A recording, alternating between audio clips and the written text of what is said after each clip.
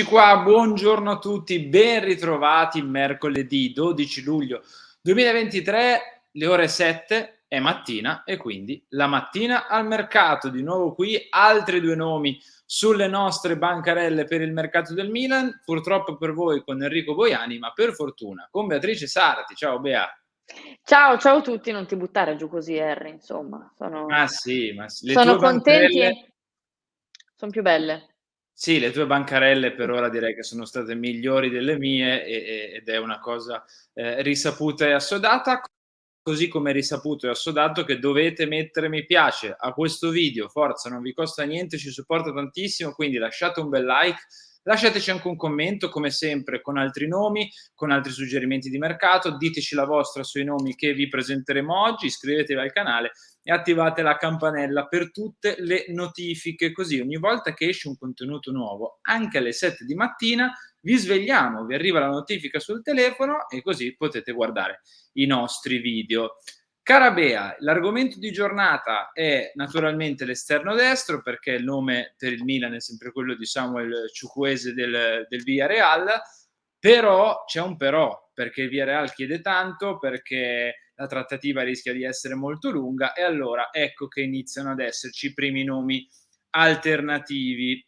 Il primo, se vuoi, lo metto già in onda, è il giocatore belga, e noi coi belgi abbiamo a che fare ultimamente, del PSV di Eindhoven, ovvero Yohan Bakayoko. Eccolo qua, è nato il 20 aprile del 2003, quindi 20 anni, giovanissimo, gioca nel PSV di Eindhoven. L'ingaggio netto è ancora piuttosto basso perché siamo su poco meno di 400.000 euro, il suo contratto scade nel 2026, valore di mercato secondo Transfermarkt 10 milioni di euro. Come sempre ringraziamo Gianmarco Landucci per queste grafiche, in questo caso ci ha messo anche le posizioni medie, le posizioni in cui ha giocato quest'anno.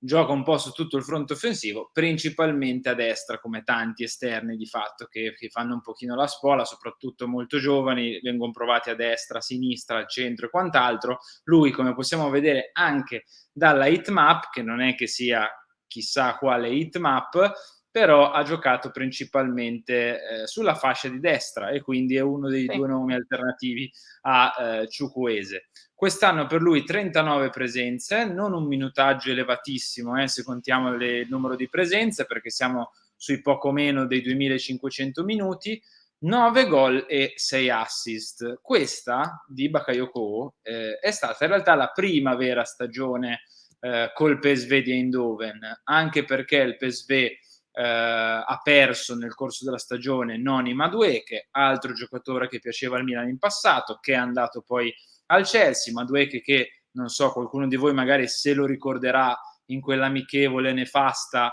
nel periodo del mondiale ci ribaltò e ci rivoltò come un calzino.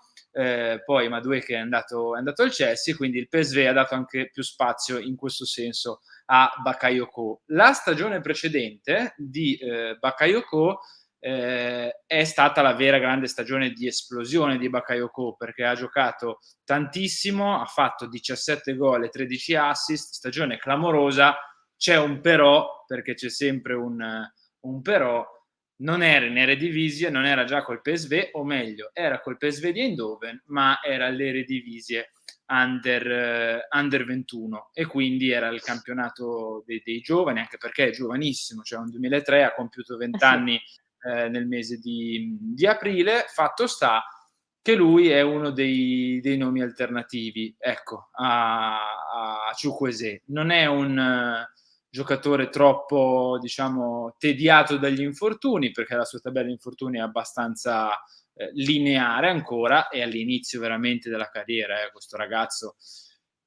Il punto qual è, cara Bea? Il punto è che la richiesta del PSV di Eindhoven anche qui è molto alta, perché è vero che il suo valore di mercato su Transfermarkt è di 10 milioni, ma tralasciando il fatto che il PSV sa che adesso questo giocatore è cercato e sa tra l'altro che il Milan cerca un esterno destro, la richiesta è intorno ai 25 milioni di euro, che io dico, se devi darne 25 per Bakayoko, con tutto il bene che vogliamo a sto ragazzo, a quel punto ne metti davvero qualcosina in più e prendi Chukwueze, ecco. Poi Sì, il sicuramente problema è che sì, vai. Chukwueze potrebbero essere anche più di 35, quindi, bisogna capire innanzitutto se il Milan intende spendere così tanto per un singolo giocatore, al di là che sia per Chukwueze. Bisogna capire quello, perché se il Milan non intende spendere più di 28, 30, sto dicendo una cifra a caso, per nessun giocatore singolo, perché appunto si vuole concentrare sul creare una squadra, in generale più competitiva e soprattutto più lunga, perché il problema della rosa del Milan l'anno scorso era anche il fatto che era una rosa corta, cambia tutto, cambia tutto. Io credo che il Milan, ad esempio sui centrocampisti, ha fatto capire che 20, 22, stiamo vedendo con Reinders, no, bisogna capire quello, però come dici tu, se devi spendere 25 per Bakayoko a questo punto, che non è un regalo, Bakayoko a 25, assolutamente. No, non è un regalo. C'è da dire questo, tutti e 2 i nomi di oggi, entrambi i nomi di oggi rispecchiano sia quelli che sono i nomi cercati comunque dal Milan e su cui il Milan ha chiesto informazioni, si è interessato, ha sondato e quant'altro, sia quelle che sono le caratteristiche che cerca Pioli, no, la tua domanda in conferenza relativa all'esterno destro, ha avuto questa risposta, cioè un giocatore rapido, veloce, abile nell'1 contro 1, quindi molto più attaccante rispetto agli esterni a destra a cui eravamo abituati negli ultimi periodi. Bakayoko è questo tipo di giocatore qua. È vero che è anche un giocatore che rispetto ad altri nomi, rispetto allo stesso Chukwueze, gioca a più fascia, cioè non deve solo puntare l'uomo e andare dentro, ma fa proprio quasi tutta la fascia al PSV Eindhoven. Quindi è anche un giocatore con più, se vogliamo, abilità difensive sulla carta di Chukwueze, però ha quelle caratteristiche lì, la grande velocità, grandissima velocità, l'1 contro 1, ancora molto grezzo, molto verde come giocatore, molto acerbo, però le potenzialità ci sono ed è anche il motivo per cui poi il PSV Eindhoven va a chiederti Quei quelle soldi. cifre. Ecco, va a chiederti quelle cifre. L'altro nome, questa era la mia di bancarella e so che non è mai il massimo la mia Ma bancarella. non è vero, ma non Ma è sì, vero. lo sappiamo, scrivete tutti nei commenti chi ha le bancarelle migliori. Io vi dico che per me le Abea le bancarelle migliori, poi magari mi sbaglio.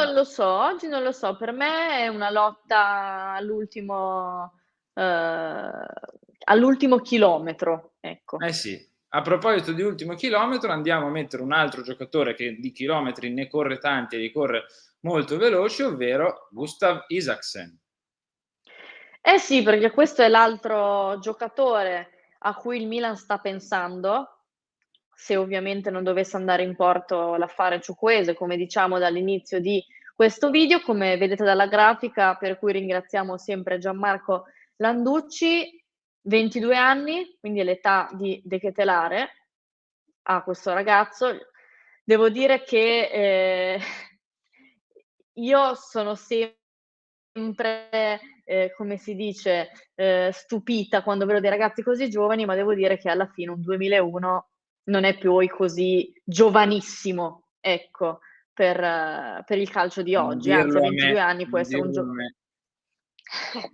no, devo dire che a 22 anni può essere un giocatore già avanzato. Comunque, nazionalità danese, il suo club, perché ha fatto anche le giovanili ed è stato sempre solo lì, è il Midtjylland, contratto in scadenza 30 giugno 2025, quindi non è in scadenza, assolutamente no.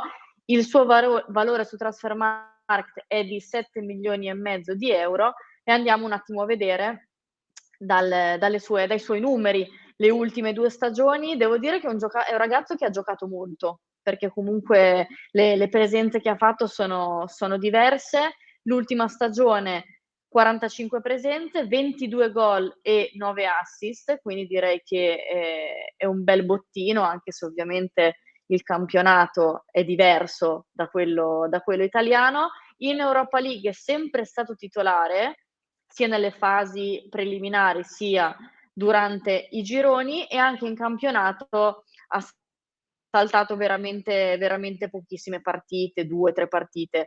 È un ragazzo che appunto gioca davvero tanto, come c'è scritto anche nella scheda, assist in tutte le competizioni, gol in tutte le competizioni, presenze in tutte le competizioni. Anche nella scorsa stagione ha giocato tanto, meno gol, perché 8 gol e 7 assist, 46 presenze, e anche qui ha sempre giocato in Europa League, sempre ai gironi, e anche in campionato è sempre partito tra gli 11, a parte le solite 2 3 gare che devo dire che in una stagione intera è una buonissima statistica per le presenze, considerando anche l'età che ha questo ragazzo. Come vediamo anche dalla mappa in fondo, è un giocatore che principalmente è sulla destra, però come vedete ha giocato anche un po' come ala sinistra e un po' non tantissimo come punta centrale. Nell'ultima fase di stagione ha giocato come punta centrale, quando c'era la parte di play-out del campionato danese, stradominato e vinto dal Midtjylland o il Midland, non so bene come si pronunci la squadra. Fatto sta che lì ha giocato più da attaccante, lì ha fatto anche tanti gol. Io direi che questa heatmap è molto bella anche per la presenza che ha in campo. C'è un giocatore che non è solo, sì, la macchia rossa ovviamente nella fase offensiva, è anche lui molto attaccante, molto tecnico, però comunque rispetto a quella di Bakayoko vi faccio vedere un pochino la differenza. È vero che uno ha giocato tanto e uno meno, però stiamo parlando, è proprio una differenza molto evidente tra queste due heatmap. Cioè l'heatmap di Isaksen è un'altra roba, contando anche Sì. che di gol ne ha fatti anche in Europa League contro la Lazio, comunque un giocatore che il suo già in Europa l'ha fatto vedere un pochino. No, infatti assolutamente. Comunque il fatto che abbia giocato così tanto è importante, anche i suoi numeri sono importanti. È ovvio che lo abbiamo visto anche con De Ketelaere, il cambio di campionato, l'ambientamento e tutto può essere un ostacolo, ma può anche non essere un ostacolo, eh. Devo dire che ogni giocatore comunque vive questa esperienza in maniera diversa, si approccia in maniera diversa. Possiamo dire che questi 2 ragazzi i numeri li hanno. Ovvio che Chukwueze ormai è entrato nei cuori di tutti i tifosi del Milan, è il giocatore più desiderato in questo momento dai tifosi del Milan, quindi è chiaro che sentir parlare di alternative non piacerà, però nonostante il gradino più in basso che in questo momento occupano questi giocatori, sono delle buone alternative. Sì, sono alternative valide e magari ti liberano anche un pochino di spazio in più nel caso in cui dovesse saltare Chukwueze per la punta o per l'ultimo centrocampista. Insomma, ci sono delle idee, ci può stare, anzi è giusto che ci siano anche dei piani B, C, D, eccetera, eccetera, eccetera.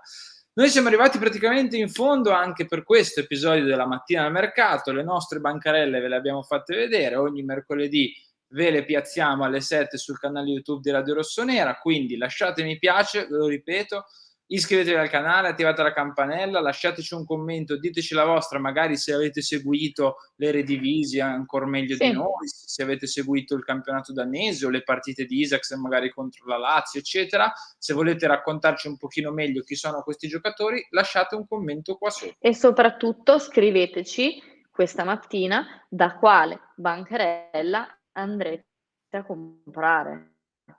Eh sì, diteci anche questo. Io ringrazio Beatrice Sarti. Bea, al prossimo mercoledì. Grazie a voi, al prossimo mercoledì.